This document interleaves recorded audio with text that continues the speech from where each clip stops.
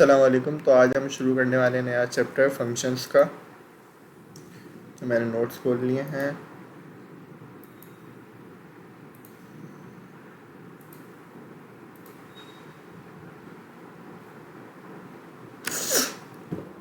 अच्छा जी, फंक्शंस क्या होते हैं?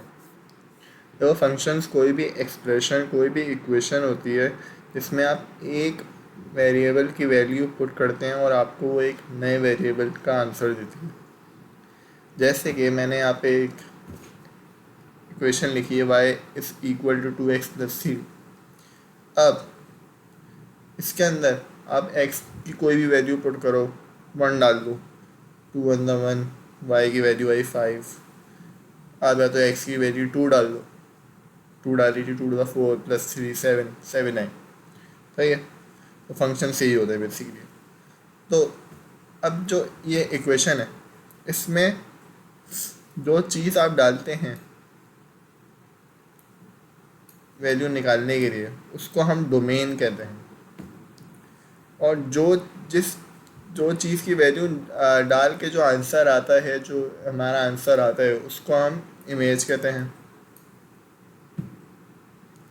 ये बात आपने याद रखनी है। How do we write a function?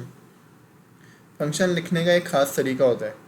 जैसे जो भी फंक्शन का एफ आता है पहले, और ब्रैकेट में वो आता है जो इक्वेशन के अंदर डोमेन होता है। जैसे यहाँ एक्स है तो यहाँ एक्स आया।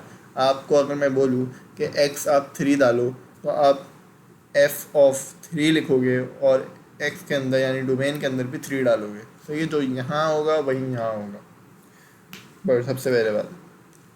और ये हमारी इमेज होगी, ये हमारा डोमेन ही रहेगा। Important things about function. अच्छा, फंक्शंस की कुछ इंपॉर्टेंट चीज़ होती हैं जिससे पता चलता है कि हाँ वो फंक्शन है। पहली बात तो ये कि एक डोमेन के एक से ज़्यादा इमेजेस नहीं हो सकते। यानी अगर फ़र्ज़ करो मैं x की वैल्यू 2 डालता हूँ इस फंक्शन के अंदर, 2 to the 4 + 3 7 आंसर आएगा। सही है। अब 2 डालने से मुझे 7 के अलावा तो कोई आंसर नहीं मिल सकता ना। एक ही आंसर, एक ही इमेज आ सकती है। तो इसीलिए फंक्शन का सबसे पहला जो रूल होता है वो ये होता है कि एक डोमेन का एक ही इमेज होगा। और लेकिन एक इमेज के एक से ज़्यादा डोमेन हो सकते हैं। जैसे कि हम ये एग्जांपल को लेते हैं। जैसे कि एक क्वाड्रेटिक इक्वेशन का फंक्शन है हमारे पास, उसके अंदर मैं आपको बोलूँ कि मेरा y या इमेज 24 है। देखो मैंने लिखा कैसे इसको, f(x) इज़ इक्वल टू 24। यानी मैं कोई x डोमेन डाला होगा और उसका आंसर मुझे 24 मिला है। तो इसको लिखने का ये तरीका होता है। तो आपने कुछ नहीं यार, f(x) की जगह 24 इज इक्वल टू 2x + 6 18, 6 वहाँ जाके 80 माइनस हुआ, 18 आया, 2x², 2 डिवाइड हुआ 18 से, 9x², 9 is equal to x², और आपने अंडर रूट लिया। अब अंडर रूट जब लेते हैं तो आपको पता होना चाहिए कि अंडर रूट लेने से दोनों तरह की वैल्यूज़ आती हैं, प्लस भी माइनस भी। क्यों? इसकी वजह होती है 3 का स्क्वायर भी 9 देता है और -3 का स्क्वायर भी 9 होगा। क्यों होगा? क्योंकि साइन का इसमें फ़र्क नहीं रहेगा। क्योंकि जब स्क्वायर लगेगा ना, तो चाहे अंदर प्लस हो चाहे अंदर माइनस हो, उसने एक्चुअली कर उसको पॉजिटिव ही देना है, चाहे जो भी हो, माइनस हो प्लस हो। जब भी किसी भी अंडर रूट का आंसर हमेशा पॉजिटिव में भी आ सकता है और नेगेटिव में भी आ सकता है। तो इस वजह से इसके 2 आंसर आएंगे, यानी दो डोमेन्स आएंगे। इससे हमें प्रूफ मिलता है कि हाँ भाई, एक इमेज के 2 डोमेन हो सकते हैं या उससे ज़्यादा भी हो सकते हैं। अगर क्वाड्रेटिक होगी तो 3 होंगे। और every domain has an image. जाहिर सी बात है, मैं कोई भी डोमेन डालूँ, उसका कोई ना कोई तो y की वैल्यू निकलेगी, भले 0 निकले या इन्फिनिटी निकले, कोई ना कुछ तो निकलेगा ना। ऐसा तो नहीं है निकले ही नहीं। तो ये एक फंक्शन की ख़ास बात होती है। अब ऐसा सवाल देगा वो आपको कि उसने डोमेन का एक सेट बनवाया A B C और इमेज का एक सेट बनवाया 4 5 6। State whether or not the relations indicated by the following figures are functions from x to y. अब उसने 3 डायग्राम्स दिए हैं, एक ये और एक ये।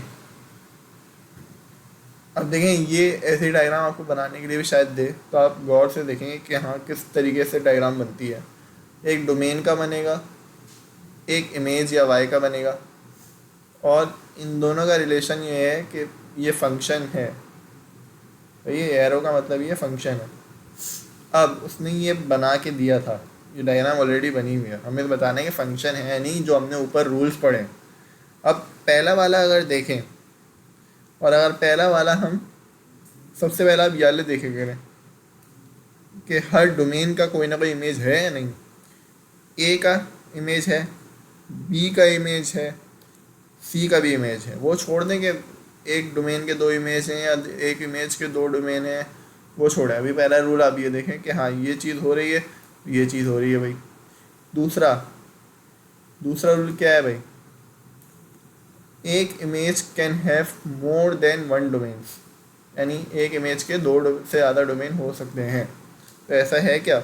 हाँ भाई, 6 के 2 डोमेन है, 6 के 2 डोमेन है ना, तो हो सकता है। अब 1 domain can not have more than 1 image, ऐसा है क्या कि किसी डोमेन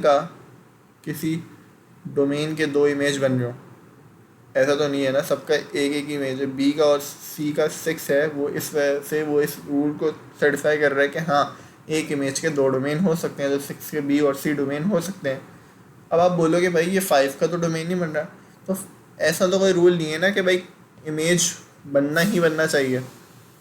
ये है कि हाँ कोई डोमेन है, उसका कोई ना कोई इमेज बनेगा। अब यहाँ तो सारे डोमेन्स ऑलरेडी यूज़ हो गए हैं, तो कोई डोमेन तो है नहीं। और अगर ना भी होता भी तो ज़रूरी तो ना है कि कहने में इमेज जो है वो बने ही बने। सही है। अब इसमें देखें, ए का इमेज बन रहा है, बी का इमेज बन रहा है, सी के every domain has an image. पहली कंडीशन तो फुलफिल हुई है, सबका इमेज बन रहा है, सब डोमेन का इमेज बन रहा है, यानी सारे डोमेन यूज़ होने चाहिए। इसके अंदर सारे डोमेन यूज़ हो रहे थे, इस वजह से वो टिकता है, इसके अंदर भी टिक है। अब एक डोमेन के 2 इमेजेस नहीं हो सकते, इसका एक ही है, इसका भी एक ही है, इसके 2 इमेजेस बन रहे हैं, तो ये इस वजह से गलत है। इसका रीज़न मैंने लिखा हुआ है, 1 डोमेन हैज़ 2 इमेजेस। अब तीसरा, ए का डोमेन इमेज बन रहा है, सी का भी इमेज बन रहा है, बी का तो इमेज ही नहीं बन रहा। और पहला ही रूल ये है कि every domain has an image, her domain का इमेज होगा। तो इस वजह से पहला कंडीशन इसमें टिक थी, दूसरी कंडीशन इसमें गलत थी, और उसकी वजह ये थी कि we don't have an image. सही है। तो इस टाइप के वो आपको डायग्राम देगा और आपको पूछेगा कि भाई मुझे बताओ कौन सा फंक्शन है, कौन सा फंक्शन नहीं है। तो आप ये जो 3 रूल है ना, इसको सही तरीके से याद कर लें, और इसमें कंफ्यूज नहीं होना कि डोमेन यहाँ पे इमेज थी, यहाँ पे इमेज थी, वो तो बनी नहीं। तो डोमेन का यूज़ होना ज़रूरी है, इमेज का यूज़ होना ज़रूरी नहीं है। एक डोमेन के 2 इमेज नहीं हो सकते, पहली बार एक ये चीज़ आपने याद रखनी है, हर डोमेन को यूज़ करना है, और एक इमेज के 2 डोमेन हो सकते हैं। बस ये 3 रूल अगर अप्लाई हो रहे होंगे तो वो फंक्शन है। अब हम चलते हैं दूसरे क्वेश्चन की तरफ। इफ़ फंक्शंस, अब ये एक और तरीका है लिखने का, एफ डॉट एक्स लिख दो, जो भी डोमेन होगा वो ऐसे आएगा, या एफ डॉट आर लिख दो। अच्छा, आर इसके अंदर रिप्रेजेंट कर रहा है रियल वैल्यूज़ को, यानी एक फंक्शन है रियल वैल्यूज़ का, इज डिफाइंड बाय, उसने डिफाइन कर दिया है, f of x is equal to 3x + 5। Then find, अब हमें वही जो मैंने आपको शुरू में बताया कि ये डोमेन है, एक्स डोमेन है। तो अगर मैं कुछ भी बोल दूँ कि x2 रखो, तो मैं डायरेक्ट x की जगह 2 रखूँगा और यहाँ पे भी 2 रखूँगा। तो अगर f(2) है, ये भी 2, यहाँ पे भी 2 डालूँगा। तो f of two is equal to, यानी बेसिकली हम डोमेन डालेंगे और इससे इमेज निकालेंगे, ये पूरी इमेज निकलेगी और ये सिर्फ डोमेन है। तो f of two is equal to 3 के एक्स की जगह डालना था तो 2 डाला प्लस 5, 3 टू था 6 प्लस 5 11, तो ये आ गया मेरे पास आंसर। अब बोल रहा है एफ ऑफ -3 डालो, तो एफ ऑफ -3 एक्स की जगह -3 आ जाएगा, यहाँ पे भी एक्स की जगह -3 आ जाएगा। 3 -3 प्लस 5, 3 इंटू -3 होगा -9, -9 प्लस 5 क्या होगा -4, तो ये हमारे पास आंसर आ गया। अब वो बोल रहा है एफ ऑफ 2/3, तो कुछ नहीं करना है, एक्स की जगह 2/3 और इसके अंदर भी 2/3 प्लस 5, 3 3 कट गया, 2 प्लस 5 7 आ गया आंसर। ज़रूरी नहीं है कि हमेशा वो एक्स दे, वो वाई भी दे सकता है, वो कुछ भी दे सकता है। तो बस आपने जो भी है बस इसी तरह ही होगा, बस वो अल्फ़ाबेट चेंज कर देगा भाई, कुछ भी वेरिएबल रख दे, काम यही होना है। What is range? रेंज क्या होती है? सेट ऑफ ऑल इमेजेस, यानी जैसे हम यहाँ पे इमेजेस निकाल लेते हैं, मैंने आपको बताया ना, जो हम डोमेन डाल के आंसर निकालते हैं उसको इमेज कहते हैं। ये इमेज है, ये इमेज है, ये इमेज है। अगर मैं इन तीनों इन इमेजेस का एक नया सेट बना दूं तो उसको रेंज कहते हैं। बेसिकली रेंज ये होती है। तो एग्जांपल अगर दी हुई उसमें, इफ़ एक्स क्या है, यहाँ पे डोमेन है, डी से रिप्रेजेंट करा देता हूँ। उसमें डोमेन में दिया 1 2 3 4 and y is equal to 1 2 3 4 5 6 7 8 9 10।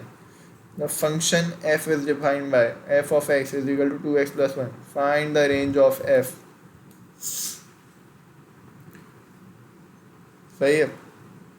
अब रेंज बतानी है। रेंज क्या होता है? इमेजेस, यानी मैं डोमेन्स को डालूंगा, जो इमेजेस निकलेंगी। अच्छा, आप ये बोल लोगे ये तो वाई है भाई, ये तो ऑलरेडी इमेजेस हैं। ये पॉसिबल आउटकम्स हैं कि हाँ, डोमेन डालूंगा अगर तो इनमें से कोई ना कोई इमेज बनेगी, और वो उन इमेज को मैं मिला दूं तो मेरे पास रेंज बन जाएगी। तो आपने कुछ नहीं करना, इस एफ ऑफ फंक्शन के अंदर डोमेन की वैल्यू डालनी है। एफ ऑफ 1 डाला 3 आया, एफ ऑफ 2 डाला 5 आया, एफ ऑफ 3 डाला 7 आया, एफ ऑफ 4 डाला 9 आया। ये हमारे पास क्या आ गई? इमेजेस, जो कि मैंने लिखा हुआ है सेट ऑफ इमेजेस। और ये किसके बराबर है? रेंज के बराबर, रेंज ऑफ फंक्शन के बराबर। तो हमने एक नया सेट बनाया रेंज ऑफ फंक्शन के नाम से, उसके अंदर सारी इमेजेस डाली और ये हमारी रेंज हो गई। अब अगर डायग्राम से पता करना हो हमें भाई कि इमेज कौन सी है, डोमेन कौन सी है और रेंज कौन सी है, ये तो आपको पता है भाई, डोमेन है। अब जो एरो जिस डोमेन से इमेज की तरफ इशारा है वही सिर्फ रेंज कहलाएगी। यानी अगर 1 डोमेन डाली होगी फंक्शन में और अगर वो एरो 3 की तरफ है, यानी ये इमेज होगा 1 का, उसी तरह 2 का इमेज 5 होगा, 3 का इमेज 7 होगा और 4 का इमेज 9 होगा। तो इन सारे इमेजेस को मिला दूँ तो मेरे पास क्या बनेगी? रेंज।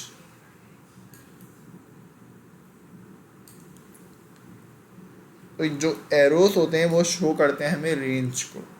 ये बात आपने याद रखनी है कि डायग्राम में कैसे पता चलेगा भाई कौन सी रेंज है। तो जो एरोस होते हैं वो शो करते हैं रेंज को। नया concept, what is codomain.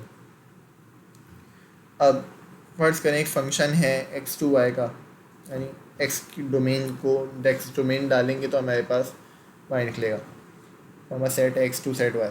Then x is domain, y is codomain and set of all images is range of the function. वही बात, जैसे कि एक ये हमारे पास x सेट था, एक y सेट था, तो जो y सेट जो कि पॉसिबल आउटकम्स हैं, इसको हम कोडोमेन भी कहते हैं।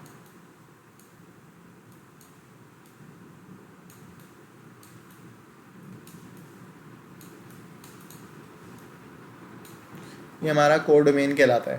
मतलब ये सारे पॉसिबल आउटकम्स होते हैं कि हम अगर डोमेन डालेंगे तो हमारे पास ये इमेजेस निकलेंगी, और एक्चुअल जो हम डोमेन डालते हैं एक्सप्रेशन के अंदर या इक्वेशन या फंक्शन के अंदर, और जो इमेजेस निकलती हैं वो हमारा रेंज होती है, यानी हम उसको एक सेट बनाते हैं तो वो रेंज का सेट कहलाएगा। सही है, तो बस ये बता रहे हैं। अब ये क्वेश्चन दिया हुआ है, in function f function of x to y the function shown, ये फंक्शन उसने बना के दिया हुआ है, where x is equal to a b, y is equal to 1 2, then write domain of f and show the codomain of function is equal to range of f। सबसे पहले हमें डोमेन बतानी है। डोमेन क्या होगी? वही इनपुट वैल्यूज ए बी, तो x x set ही हमारा डोमेन होगा, तो हम डोमेन की जगह एक्स का सेट लिख देंगे ए बी। अब वो बोल रहा है शो करो कि codomain of function is equal to range of function. अच्छा, को डोमेन ऑफ फंक्शन क्या होती है? वाई की वैल्यूज, पॉसिबल आउटकम्स। सही है। अब कुछ नहीं करना आपने। अब इसके अंदर मैंने आपको जो पहले बताया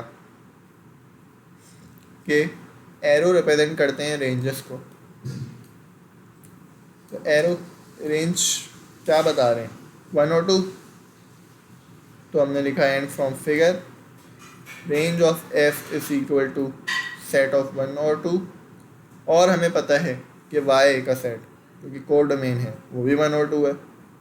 ये रहा ना, codomain of f is equal to 1 और 2, तो hence codomain of f is equal to range of f, क्योंकि दोनों के सेट ही बराबर हैं भाई। वाई की वैल्यूज़ या कोड डोमेन की वैल्यूज़ भी 1 और 2 हैं, और हमें एरो से पता चल रहा है कि हमने जब ये डोमेन डाला फंक्शन के अंदर, तो हमारे पास इमेजेस 1 और 2 आई, और हम इन इमेजेस को अगर एक साथ सेट में लिख देंगे तो हमारी रेंज बन जाएगी। इस वजह से रेंज बराबर होगी कोड डोमेन के। सही है। अब आ जाए अगले क्वेश्चन पे। ये चैप्टर बहुत आसान है, सिंपली बहुत आसान है। Find the domain of f of x is equal to x minus 2 x minus 4 x minus 1 x minus 3, और हमें डोमेन निकालना है। सही भाई। अच्छा, हमें पता है कि डोमेन कुछ भी हो सकती है ना भाई। मैं कुछ भी वैल्यूज डाल दूँ, इन्फिनिट नेगेटिव इन्फिनिटी से लेके इन्फिनिटी तक कोई ना कोई इमेज तो देगी, जाहिर सी बात है। तो डोमेन हम ये कह सकते हैं, डोमेन इज रियल वैल्यूज, लेकिन इसमें एक एक्सेप्शन होगी। क्यों?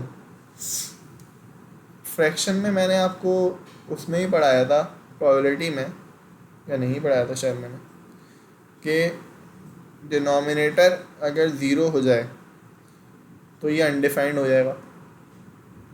अनडिफाइंड यानी सॉल्व नहीं हो सकता। कोई भी नंबर, एनी नंबर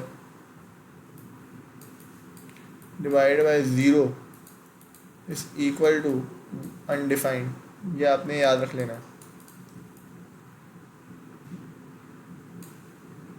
कोई भी नंबर को अगर डिवाइड कर दूँ मैं ज़ीरो से तो अनडिफाइंड हो जाएगा। अब हो सकता है ना भाई, एक्स की यहाँ कुछ कोई वैल्यू आए, फ़र्ज़ करें 1 आए, तो 1 माइनस 1 ज़ीरो हो जाएगा, और यहाँ जो भी हो, भले 5 हो 6 हो, टोटल रहेगा तो ज़ीरो ही मल्टीप्लाई हो गया। तो जब डिनोमिनेटर में ज़ीरो आ जाएगा, जैसे मैंने बताया है, तो वो अनडिफाइंड हो जाएगा, यानी फंक्शन वो सॉल्व ही नहीं हो सकता।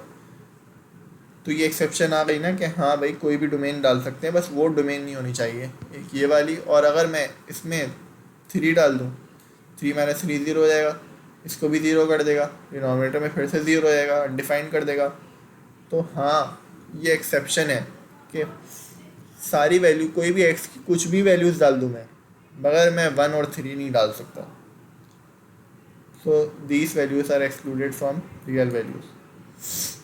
अच्छा, निकालते कैसे हैं भाई, कि हमें कैसे पता चलेगा कौन सी वैल्यूज़? तो आपने कुछ नहीं करना, डिनोमिनेटर को इक्वल टू ज़ीरो रखना है, ताकि हमें पता चले कि कौन सी ऐसी एक्स की वैल्यूज़ रखूँगा कि मेरा डिनोमिनेटर ज़ीरो हो जाएगा।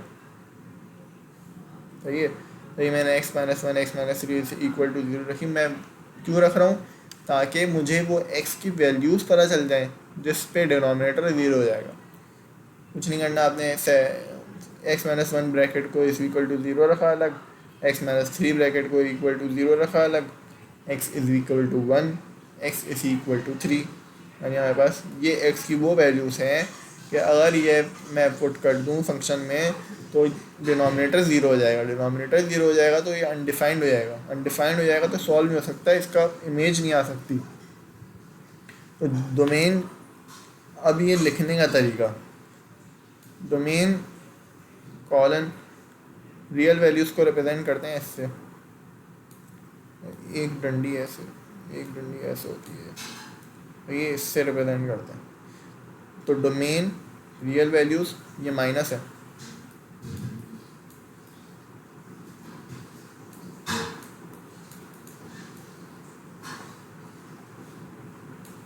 ये माइनस है। माइनस एक सेट बनाया जिसके अंदर हमने 1 और 3 की वैल्यूज़ रखी कि हाँ भाई सारी रियल वैल्यूज़ हो सकती हैं, बस ये वैल्यूज़ नहीं हो सकती। सही है। मैंने आपको डाल के भी दिखाया कि x इक्वल टू 1 रखेंगे तो ये डिनोमिनेटर भी 0 हो गया, x इक्वल टू 3 रखेंगे तो ये डिनोमिनेटर भी 0 हो गया, तो अनडिफाइंड हो गया। इसी तरीके से आपको वो डोमेन इमेजेस निकालने को बोलेगा। अब ये देखें, if f of x is equal to x square then find the range of function. Range find करनी है और डोमेन फाइंड नहीं करना, हमें रेंज फाइंड करनी है, यानी f ऑफ x की वैल्यू फाइंड करनी है, सिर्फ x की नहीं, f ऑफ x की क्या रेंज होगी। हमें पता है भाई ये x स्क्वायर है, इसके अंदर मैं कोई भी पॉजिटिव डालूँ अगर डोमेन, या मैं नेगेटिव डालूँ डोमेन, इन दी एंड वो आंसर जो आएगा मेरा पॉजिटिव आएगा, क्योंकि मैंने आपको शुरू में बताया -3 का स्क्वायर भी 9 देगा और 3 का स्क्वायर भी 9 देगा।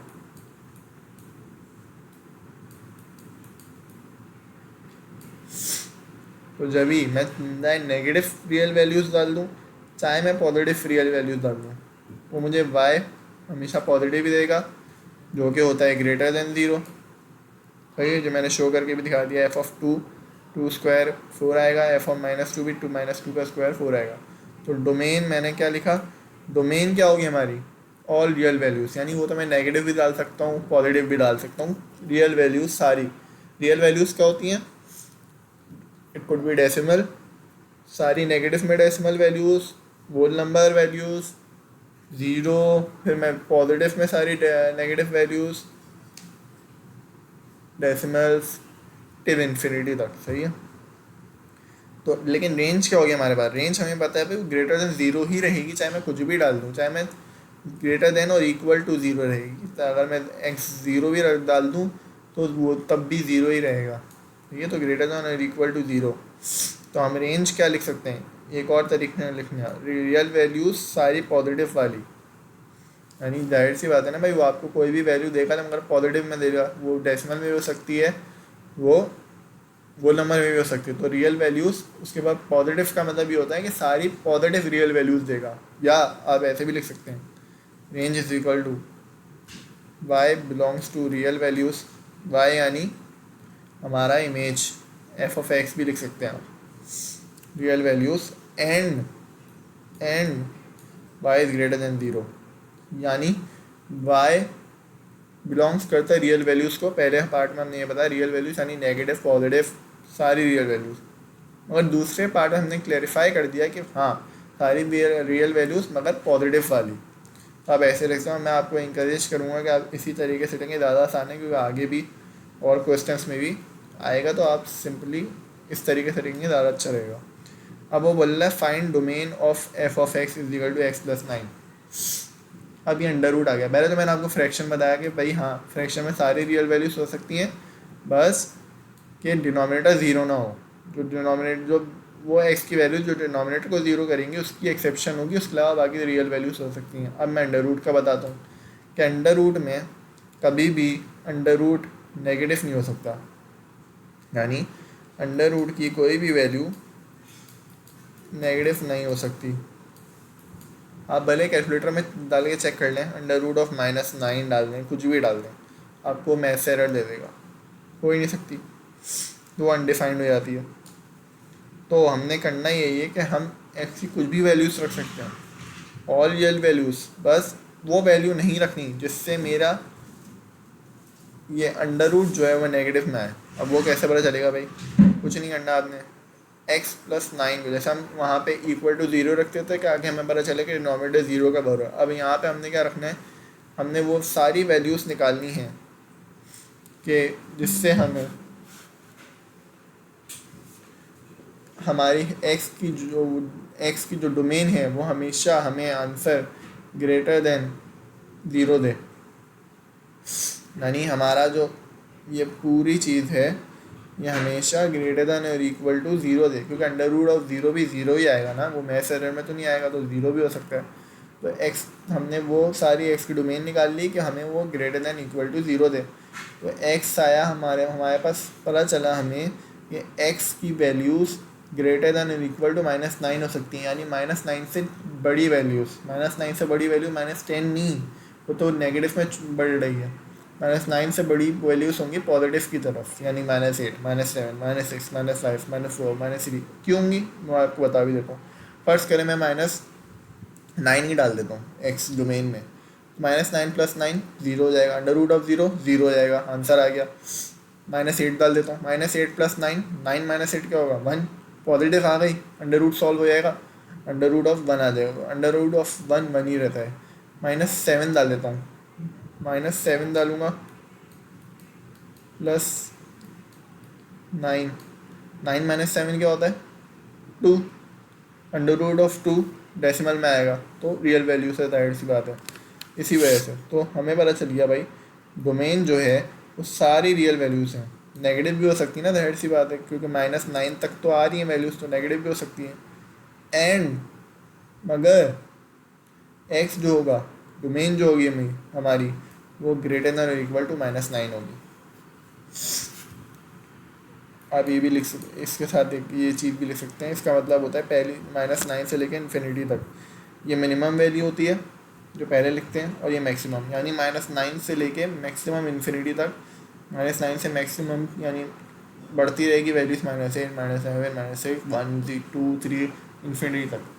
सही है, अंडर रूट में ये सीन होगा। अब बोल रहा है find domain and range of, फिर से अंडर रूट या range of function under root x² - 4। आपने वही करना है भाई कि अंडर रूट नेगेटिव नहीं हो सकता, तो आपने वो डोमेन की वैल्यूज़ पता करनी है जिससे वो पॉजिटिव ही रहे अंडर रूट।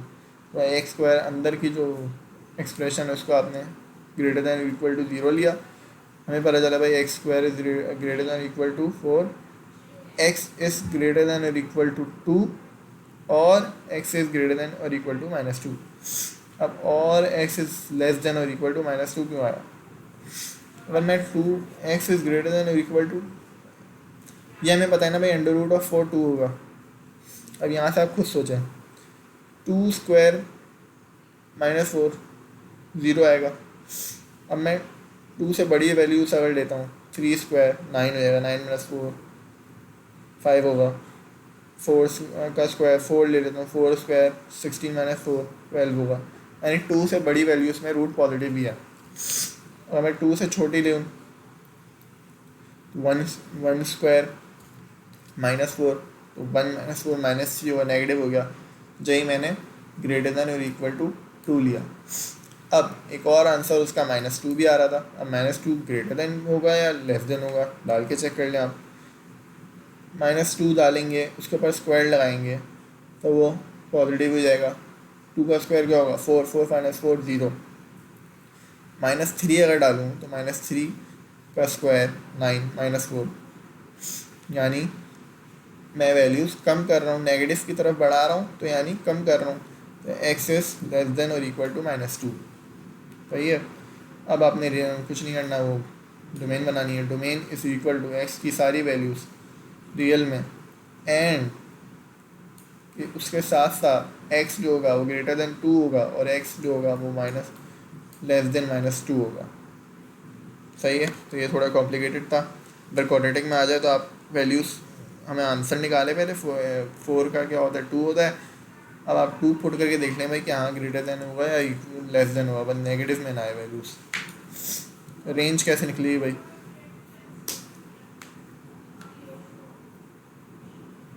अच्छा, इसके अंदर हमें पता है कि मैं, जैसे मैंने बताया, ये -2 डालूँ तब भी 0 आ रहा है, एफ ऑफ 2 डालूँ तब भी 0 आ रहा है। यानी मैं अगर इस डोमेन में कुछ भी डालूँ तो मैं मिनिमम आंसर मेरा क्या आ रहा था, अगर मैं 2 भी डालता और -2 भी डालता तब भी आंसर 0 ही आ रहा था ना। यानी मेरी सारी वैल्यूज़ जो हैं वो ग्रेटर देन है 0 से, क्योंकि हमें पता है भाई कि हमने वो डोमेन निकाली है कि नेगेटिव में जा ही नहीं सकती वैल्यूज़, इस पूरी की वैल्यू नेगेटिव में जा ही नहीं सकती, हमें पता है क्योंकि वो अनडिफाइंड हो जाता। तो जब भी वो 0 से बड़ी रहेंगी तो हमने कुछ नहीं किया, रेंज निकाली y belongs to real values and y बड़ा होगा ग्रेटर देन और इक्वल टू 0, या आप एक स्मॉल वन वर्ड में भी लिख सकते हैं कि सारे रियल वैल्यूज़ पॉजिटिव में। अगला question, find the domain of the function. अच्छा, अब इसके अंदर डिनोमिनेटर भी है और इसके अंदर अंडर रूट भी है, यानी अंडर रूट नेगेटिव भी नहीं होना चाहिए और डिनोमिनेटर 0 भी नहीं होना चाहिए, हमें दोनों कंडीशन देखनी है। तो वही मैंने बताया, when denominator is equal to 0 function is undefined, और अगर नेगेटिव भी होगा तब भी अनडिफाइंड होगा। आपने कुछ नहीं करना, सबसे पहले आपने नेगेटिव चेक करा भाई, x-1 लेस देन 0, कि अगर ये नेगेटिव होगा तो अनडिफाइंड हो जाएगा। तो हम वो डोमेन निकालने हैं कि ये आप तो ग्रेटर देन भी कर सकते थे, ग्रेटर देन ही कर लें, लेस देन फर्स्ट नहीं कर लें। x ग्रेटर देन और इक्वल टू 1 हो जाएगा, x इज ग्रेटर देन और इक्वल टू 1, यानी डोमेन जो होगी वो 1 से बड़ी रहेगी। चेक करके देख लें आप, 1 - 1 0 होगा, अंडर रूट ऑफ 0 क्या आएगा। अब इसमें देखें भाई, ये आया ना, ग्रेटर देन और इक्वल टू 1 डाल दूँ मैं अगर, तो 1 - 1 क्या होगा, 0, डिनोमिनेटर में 0 आ गया है ना भाई। और डिनोमिनेटर में 0 आई सिर्फ इस कंडीशन पे रहे कि मैं अगर 1 डाल दूँ, जाहिर सी बात है रूट ऑफ 0 तभी 0 होगा। तो अब आपने ये देखा भाई, और आप अगर अगला देखें 2 - 1 डालें तो 1 होगा, अंडर रूट ऑफ 1 होता है, तो पॉजिटिव में ही आ रहा है। तो यानी 1 से बड़ी वैल्यूज़ डलेंगी मगर 1 नहीं डल सकती। तो हमने क्या करा, यानी ग्रेटर देन और इक्वल टू 1 नहीं हो सकता, ग्रेटर देन हो सकता है 1। ग्रेटर देन और इक्वल टू का मतलब होता है कि 1 भी शामिल है और 1 से बड़ी वैल्यूज़ भी शामिल है। तो domain of function x belong to all real values, सारी रियल वैल्यूज़ हो सकती हैं मगर x बड़ा होगा 1 से। तो हमने इसमें बता दिया कि सारी रियल वैल्यूज़ वो जो 1 से बड़ी हैं, उसके बाद वो सारी रियल वैल्यूज़ आप डाल सकते हैं। अब type of function, 1-to-1 function क्या होता है भाई, 1-to-1 फंक्शन ये होता है कि आप इजी ज़बान में बोलें, एक डोमेन की एक इमेज, यानी मैंने एक डोमेन डाली तो एक ही इमेज बनी, उसको कहते हैं 1-to-1 फंक्शन, जिसको इंजेक्टिव फंक्शन भी कहते हैं। ये याद रख लेगा, वो किसी चीज़ से ही पूछ सकता है। इसको रिप्रेजेंट कैसे करते हैं, देखें, एक डोमेन का एक इमेज, एक डोमेन का एक इमेज, एक डोमेन का एक इमेज, एक डोमेन का एक इमेज, एक डोमेन का एक इमेज, एक डोमेन का एक इमेज। यहाँ 4 भी था, मगर हमें पता है फंक्शन के लिए ज़रूरी नहीं है कि इमेज सारी यूज़ हों, हाँ डोमेन सारे यूज़ होने चाहिए। और इसमें हमें पता है कि एक डोमेन का एक ही इमेज बन रहा है, ये 1-to-1 फंक्शन हुआ।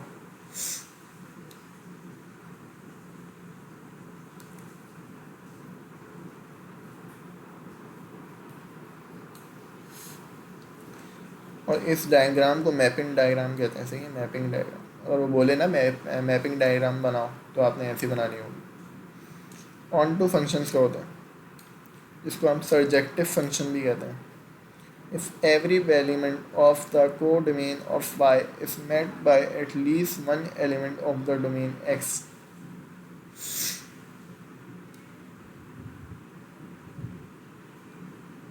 अच्छा, यानी एक इमेज के कम से कम एक डोमेन होना चाहिए। उसमें तो ये था ना कि भाई हर इमेज का एक डोमेन होगा, यानी हर डोमेन का एक इमेज होगा। इसमें ये है भाई, हर इमेज का एक डोमेन तो होगा ही होगा, ये नहीं हो सकता कि डोमेन हो ही नहीं। तो भाई वही बात जो यहाँ थी, इस इमेज में इसका डोमेन नहीं था, तो ये ऑन टू फंक्शंस में नहीं हो सकता।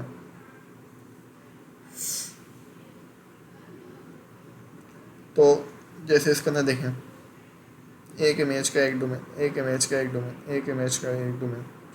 अब ये भी है, 1 to 1 भी है, क्योंकि हर एक डोमेन का एक इमेज है, मगर ये ऑन टू भी है। ऑन टू कैसे भाई?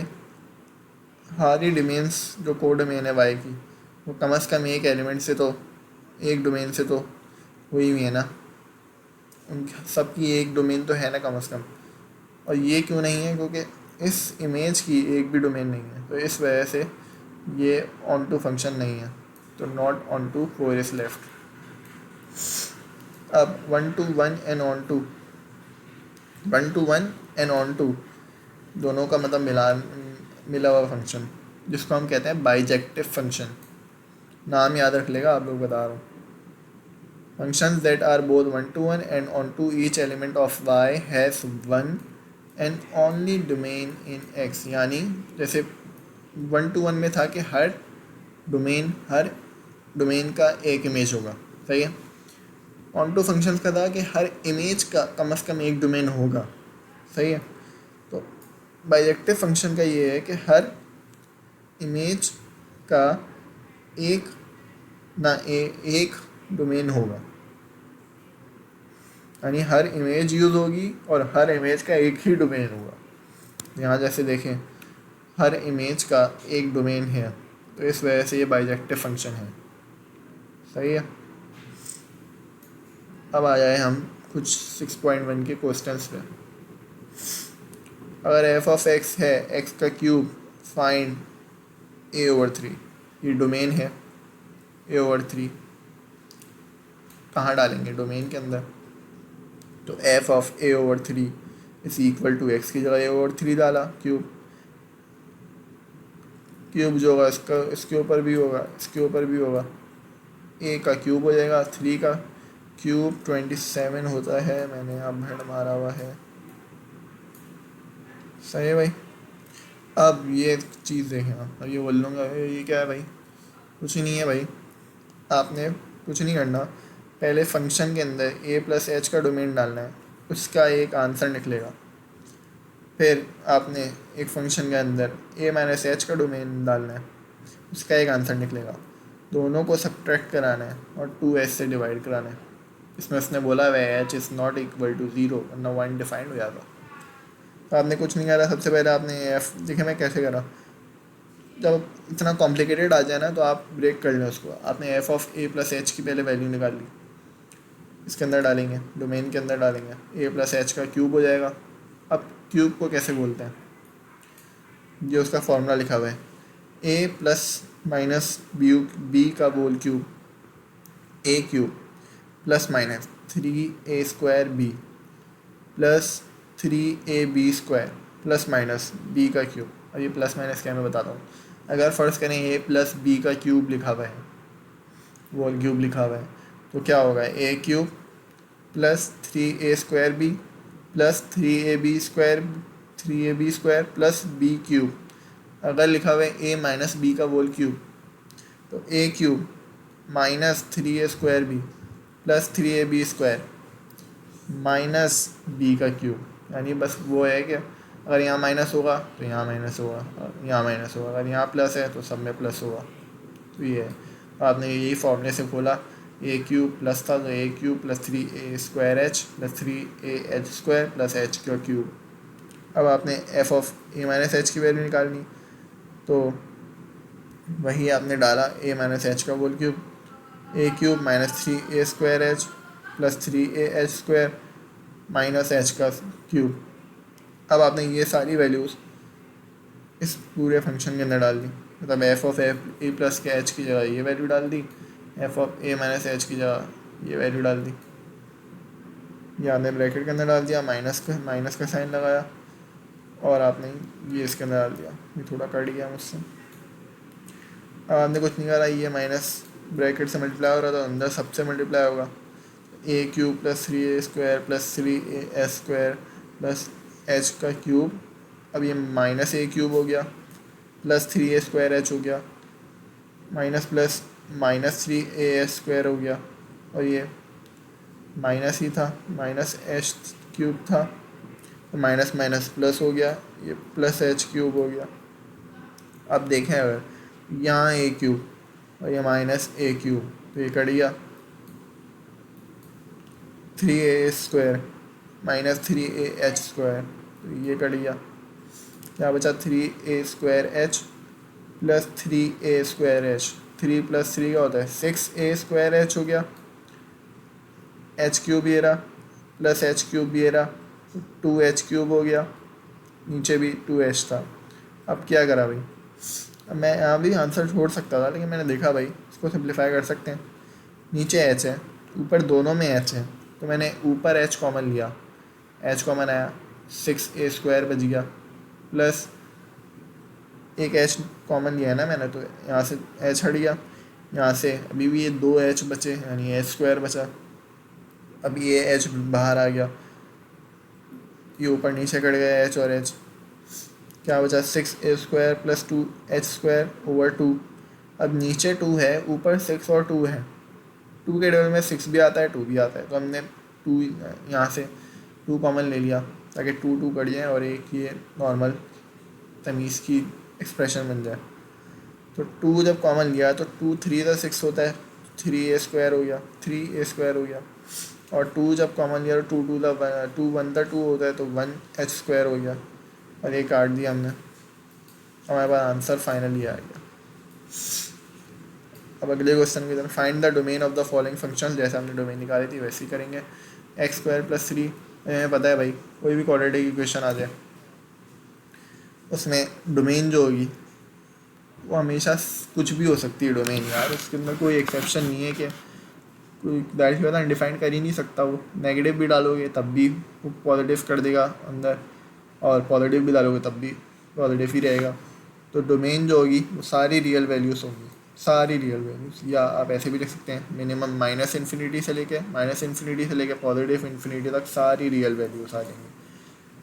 दूसरा √x+3, पता है हमें कि भाई अंडर रूट के अंदर नेगेटिव आएगा तो अनडिफाइंड हो जाएगा, तो हमने क्या करा, उसको पॉजिटिव रहने के लिए x+3 ग्रेटर देन और इक्वल टू 0 रख दिया, x ग्रेटर देन और इक्वल टू -3 हो गया, यानी x की डोमेन जो है, डोमेन यहाँ पे x थी तो हमने x ही लिखा, x जो है वो सारी रियल वैल्यूज़ हैं, एंड x जो है ग्रेटर देन -3 है, यानी ग्रेटर देन -3 के बाद सारी रियल वैल्यूज़ जो होंगी वो x का या डोमेन का वो होगी, डोमेन होंगी, यानी तो मिनिमम -3 हो सकता है, ग्रेटर देन बोला है तो पॉजिटिव इन्फिनिटी तक जाएगा, हम इसको ऐसे भी लिख सकते हैं।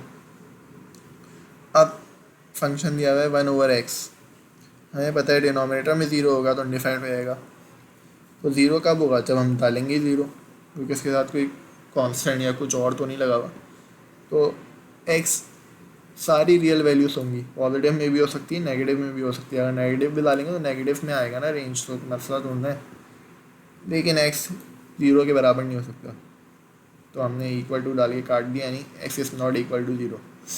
अब ये बोल रहा है भाई x+1/x-2, हमें पता है भाई डिनोमिनेटर 0 नहीं हो सकता, तो x-2 हमेशा, हमने वो वैल्यू निकाली कि डिनोमिनेटर 0 ना हो, x-2 is equal to 0, x is equal to 2, यानी अगर 2 डोमेन होगी तो ये 0 हो जाएगा और अनडिफाइंड हो जाएगा। तो हमने सारी रियल वैल्यूज़ होंगी डोमेन की, मगर x जो होगा वो 2 के बराबर नहीं हो सकता। अब फंक्शन है x² - 9, अब हमें पता है भाई डिनोमिनेटर वही 0 नहीं हो सकता, तो x² - 9 इज इक्वल टू 0, हम वो डोमेन बताएंगे, पता करेंगे कि भाई किस पे डिनोमिनेटर 0 हो रहा है, तो x² is equal to 9, x is equal to +-3, यानी x अगर 3 रखूँगा, वही बात ना, 3 रखूँगा तब भी 9 हो जाएगा, 9 - 9 0, अगर x -3 रखूँगा तब भी 9 हो जाएगा, 9 - 9 0 होगा, तो x can't be, x is all real values, but x can't be 3 और x कांट बी नेगेटिव। सही है। अभी एक और question, find the range of the function, range पता करनी है। F of x is equal to under root x square plus one. मैं पता है भाई, अंडर रूट के अंदर कभी भी नेगेटिव नहीं हो सकता, वरना तो अनडिफाइंड रहेगा, तो हमेशा ग्रेटर दैन और इक्वल टू ज़ीरो रहेगा। अब ये ग्रेटर दैन और इक्वल टू ज़ीरो रहेगा तभी तो एफ ऑफ एक्स की वैल्यूज आएंगी, वरना तो आएंगी नहीं। तो मिनिमम क्या हो सकता है भाई, zero, zero square plus one क्या होगा, under root of one, one रहेगा। यानी मिनिमम जो एक्स की वैल्यू, एफ ऑफ एक्स की वैल्यू होगी वन होगी, उससे कम नहीं हो सकती, उससे ज़्यादा बड़ी हो सकती हैं। तो एफ ऑफ एक्स की वैल्यूज़ क्या होंगी, सारी real values, but F of x is greater than और इक्वल टू वन, यानी ग्रेटर वन या वन से ज़्यादा जितनी भी रियल वैल्यूज़ होंगी सारी आ सकती हैं।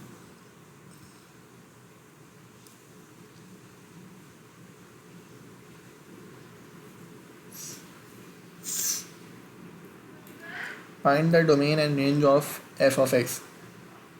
अभी अंडर रूट 25 माइनस एक्स है, वही बात, ये जो चीज़ है, जो डिनोमिनेटर है या जो अंडर रूट है, वो कभी भी ज़ीरो से छोटा नहीं हो सकता, नेगेटिव में नहीं हो सकता, वरना वो जाहिर सी बात है।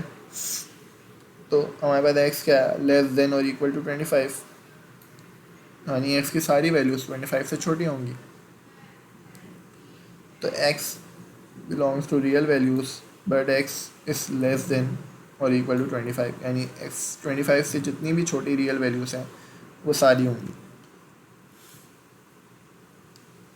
f ऑफ x और f ऑफ x की रेंज क्या होगी भाई, हमें बताएं।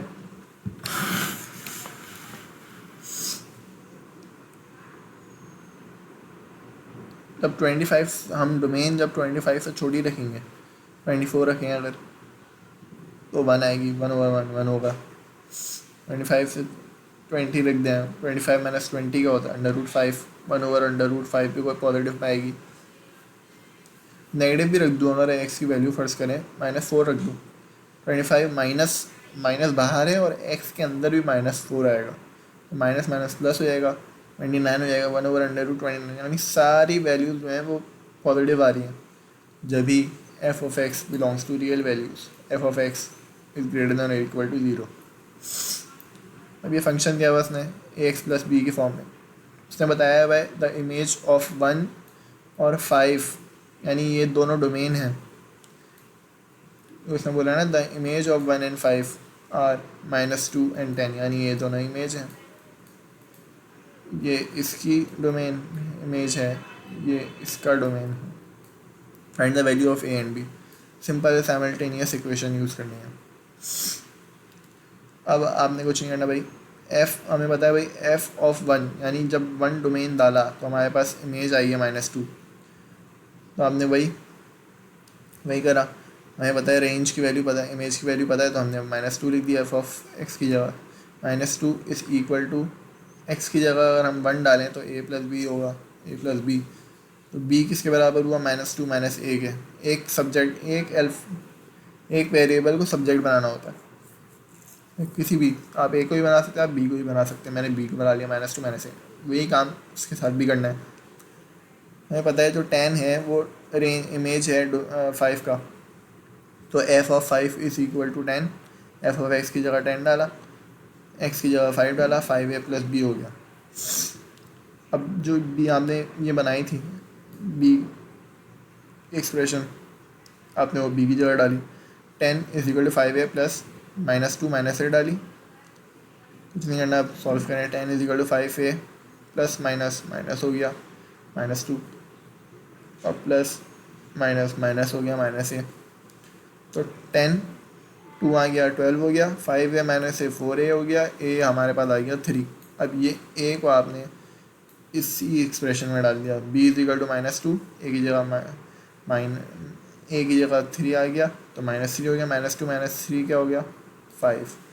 इस तरीके से हमारा इस टाइप के क्वेश्चन होंगे साइमल्टेनियस। और वो बोल रहा है इसी चीज़ को यूज़ करते हैं, the domain of function, domain दे दी उसने, रेंज निकालनी है, यानी बस डोमेन की वैल्यूज़ पुट करेंगे, इमेजेस आएंगी, उनका अलग सेट बना लेंगे, वो रेंज हो जाएगी। सबसे पहले हम एफ ऑफ एक्स की फंक्शन लिख लें भाई, ए और बी की वैल्यूज़ डाल के। ए एक्स प्लस बी था, ए की जगह आपने डाला 3 एक्स हो गया। बी की जगह आपने डाला -5, तो 3x-5 फंक्शन हो गया।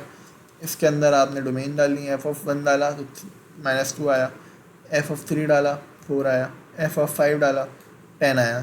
तो ये इमेजेस को अगर मैं मिला दूँ तो रेंज बन जाएगी। ये मैंने नया सेट बना लिया। तो ये था फंक्शंस का 6.1 तक सारा कुछ। इसकी आप प्रैक्टिस करें, हर चीज़ को देखें, फंक्शंस के रूल देखेंगे भाई, फंक्शंस किसको कहते हैं, क्या रूल्स हैं, सारे आप हर तरह के क्वेश्चन करा दिए मैंने। बाकी अब हम शुरू करेंगे इसके बाद 6.2। तो जब तक के लिए इतना ही रखते हैं इसको। अल्लाह हाफिज़।